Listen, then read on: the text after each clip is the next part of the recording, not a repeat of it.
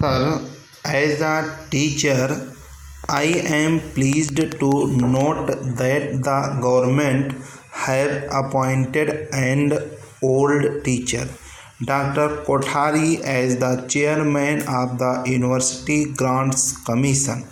We are proud of his scholarship and of his devotion to duty, and we feel that under his able guidance, the University Grants Commission would be able to render increasing service to the cause of education in this country. I am glad to know from the Education Minister that the University Grants Commission and the Education Ministry are functioning harmoniously, but I wish to point out that in the last report of the University Grants Commission, the Commission pointed out certain Commission difficulties in carrying out its responsibilities. I do not know what steps were taken afterwards to remove those difficulties and to ensure to the University Grants Commission autonomy which is its due. Sir, we are holding conferences of the Ministers of Education and conferences of the Vice Chancellors of the universities, and I feel that we should also hold conferences of the chairmen of the University Grants Commissions of various states. In spite of that jurisdiction, we are holding conferences of vice chancellors of universities, and we are dealing with various educational questions. If there are no University Grants Commission in certain states, and if they are not functioning properly, it is the duty of the Education Minister at the center to deal with that problem. Also, in the conference of the ministers of education of the various states, if they find some difficulty in having a conference of the chairman of the University Grants Commissions of the various states, I do submit that the universities are not functioning as autonomously as perhaps the education minister wished them to function.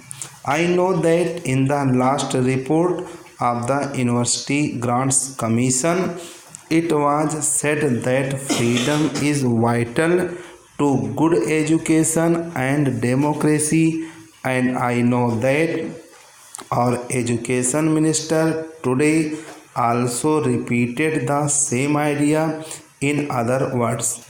But I am afraid that interference in university education is rather increasing. The bureaucratic spirit is tending to dominate the university life much more than it did when we were under the British regime. Universities in certain states are tending to be instruments of the government's policies. Intra-party conflicts at government level and often conflicts between the state governments and the union government in certain cases cause difficulties in the administration. I do know that for the present state of affairs, teachers and students are to an extent responsible but I beg to submit that the higher authorities are in no way less responsible for the present state to affairs in our universities. Without mentioning names, we know that proper care is not taken in the appointment of vice chancellors. If the system of election has failed, selection by government has proved no better so far as the cries of the vice chancellors are concerned. In many universities, the directors of education are chosen as vice chancellors, and I have reason to believe that their selection is in general resented by the professors of the universities concerned. I do admit that some of the directors of education might be fit even to be in charge of universities, but I do feel that if the government wish that persons in charge of secondary education should also take interest in university education, it is proper to appoint them as university professors before they are appointed as vice chancellors of universities. I have in mind a person like Dr. Amarnath Jha, who belonged to the Provincial Education Service. He served as a university professor, had experience of university education, and then when he became the vice chancellor of the university, he discharged his duties as vice chancellor admirably well.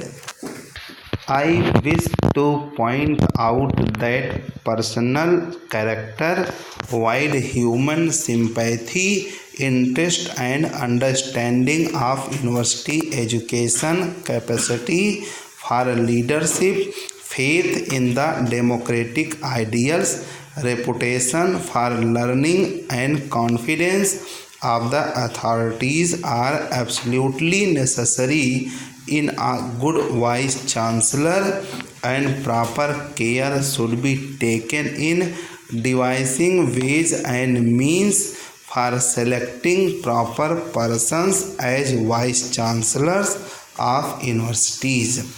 I welcome the new pay scales of teachers of the central universities. I do wish to point out that there is a great need for the amalgamation of the grades of lecturers and readers. Most of the teacher conflicts are due to these two grades of lecturers and readers, and greater harmony will prevail among teachers in case the two grades subject to certain efficiency bar are amalgamated. I do feel that there is no marked difference in the abilities of teachers of central and state universities, and there is a need for equalization of the pay of teachers of state universities. Whoever may be responsible for the difference in pay, the country would suffer if there is no equalization of pay, because disaffection would continue, and this will tend to spoil the university life and standards. I wish to point out that some system of transfers should be encouraged by the University Grants Commission.